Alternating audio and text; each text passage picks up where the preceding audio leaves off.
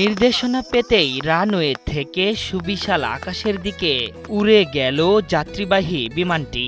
রোদ কিংবা বৃষ্টি সব আবহাওয়াতেই ডানা মেলে দিক বিদিক ছুটছে বাহনটি। দীর্ঘ 4 মাস পরিশ্রম করে যাত্রীবাহী বিমানের আদলে রিমোট কন্ট্রোল যানটি বানিয়েছে সাকিব আল হাসান। এটি আকাশে ওড়ানোর পর এলাকা জুড়ে সৃষ্টি হয়েছে চাঞ্চল্য।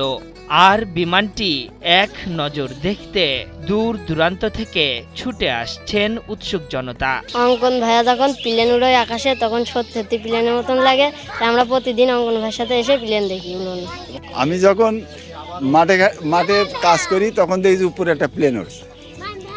প্লেন কোথার থেকে আসলো কিনা, আবার হয়তো এমনি আসে, দেখা যায় প্লেনে তো লোক থাকে না পাশ।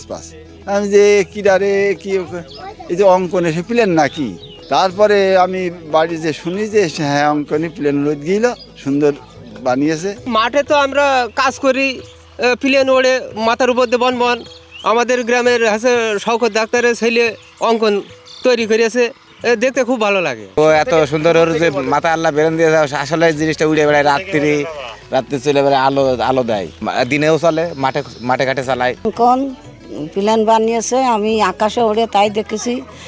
সত্যি প্লেনের মতন বানিয়েছে, আমি খুব খুশি, আনন্দ। ঝিনাইদহের কোটচাঁদপুর উপজেলার বলরামপুর এলাকার পল্লী চিকিৎসক শওকত আলীর সন্তান সাকিব স্কুলের টিফিনের টাকা জমিয়ে নানা ইলেকট্রনিক্স সামগ্রী সংগ্রহ করত সে।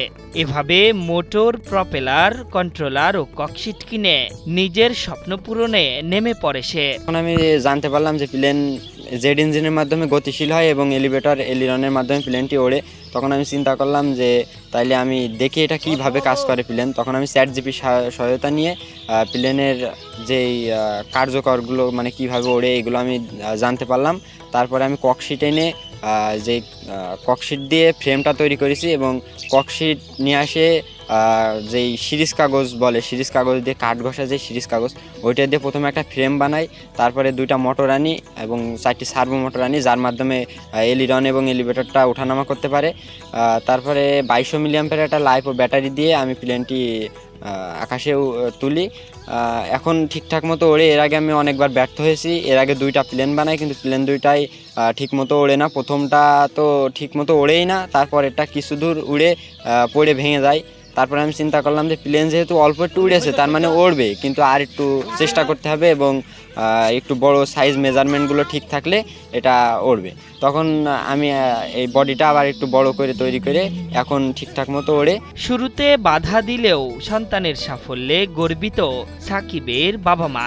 তাদের চাওয়া সরকারি সহায়তা কিংবা ভালো প্রশিক্ষণ পেলে দেশকে অনেক কিছুই দেওয়ার আছে তাদের সন্তানদের। এগুলো দেখে আমরা খুবই খুশি। সে প্রথমে একটি ড্রোন তৈরি করে, তখন তার ড্রোনটা যখন আকাশে ওড়ে তার মনের ভিতরে একটা উৎসাহ বোধ করে এবং তারপর সে বলল আমি একটি প্লেন তৈরি করব এবং প্লেনটি তৈরি করতেও সে সক্ষম হলো।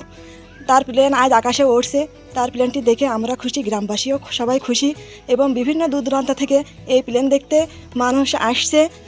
ভবিষ্যতে যদি আমার অঙ্কন সরকারিভাবে কোনো সহযোগিতা পায় তাহলে সামনে এগিয়ে যেতে পারবে এবং দেশকে ভালো কিছু উপহার দিতে পারবে। আজকে আমার বাসায় বিভিন্ন লোকজন আসতেছে এবং প্লেন উড্ডয়ন দেখছে, সবাই আনন্দিত। আমিও খুব খুশি এবং গর্ববোধ করছি। যখন তার বকাঝকা করেছি, পরে যখন দেখতে পাচ্ছি যে না সে সফল হয়েছে, এটা দেখে আমাদের আজকে সেই পিছনের কথা সমস্ত সব কিছু ভুলে যাচ্ছি আর কি, এবং খুবই আনন্দ লাগছে। তো আজকে আমি আমার ছেলের জন্য যদি সরকারের কোনো সহযোগিতার মাধ্যমে তাকে প্রশিক্ষণের মাধ্যমে আরও বেশি বেগবান করা যায় তাহলে আমি আশা করি এবং সে আরও ভালো কিছু উপহার দিতে পারবে দেশের জন্য। নিজের প্রচেষ্টায় সাকিব যা করেছে তাতে আনন্দিত হওয়ার পাশাপাশি গর্বিত এলাকাবাসী। তাদের দাবি প্রতিভাবান এই তরুণকে এগিয়ে নিতে সরকারের পাশে দাঁড়ানো উচিত। লেখাপড়ার থেকে বেশি সময় দেয়, তো আমরা চাচ্ছি যে তার যদি সরকারিভাবে কোনো ট্রেনিংয়ের ব্যবস্থা করা হয় এবং সহযোগিতা করা হয় সে আরও অনেক দূর এগিয়ে যাবে। আমাদের গ্রামের ছেলে অঙ্কন, সে আজ একটি বিমান বানিয়ে সক্ষম হয়েছে এবং এটি সফলভাবে উড়াতেও পারছে। এটা আমাদের জন্য অনেক আনন্দের। আর সে যেন ভবিষ্যতে দেশের মঙ্গলের জন্য আরও ভালো কিছু করতে পারবে, এটাই আমাদের কামনা। নিভৃত পল্লী জনপদের ছেলে সাকিব দেখিয়ে দিল সঠিক দিক নির্দেশনা আর উৎসাহ পেলে মফস্বলের তরুণরাও হতে পারে প্রযুক্তির নায়ক। প্রয়োজনীয় শিক্ষায় শিক্ষিত হলে হয়তো সাকিবের তৈরি বিমান উড়বে দেশের গণ্ডি পেরিয়ে আন্তর্জাতিক আকাশেও। আশরাফুল ইসলাম, ৭১।